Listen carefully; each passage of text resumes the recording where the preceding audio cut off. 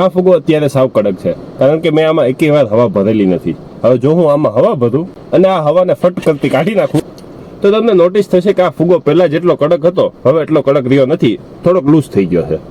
સો હાય, મારું નામ છે Parth Jani and welcome to episode 1 of my weight loss mistake.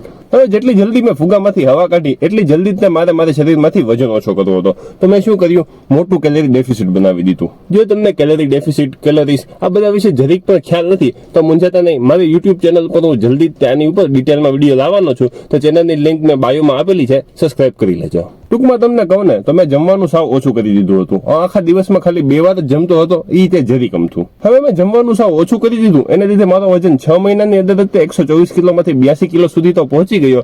પરંતુ મારું શરીર છે ને આ વસ્તુને એક્સેપ્ટ ન કરી શક્યું. એને લીધે શું થયું, મને લૂઝ સ્કિન આવી ગઈ. જો તમારે વેટ લોસ કરવો છે પણ મારી જેમ લૂઝ સ્કિન નથી જોતી, તો મારી સલાહ એ જ રહેશે કે તમે તમારી મેન્ટેનન્સ કેલરીઝ થી 300 મેક્સિમમ 500 કેલરીઝનો ડેફિસિટ બનાવીને હાલો. એનાથી વધારેનો ડેફિસિટ તમે બનાવશો તો 110% તમારી લૂઝ સ્કિન આવશે ને આવશે જ તે.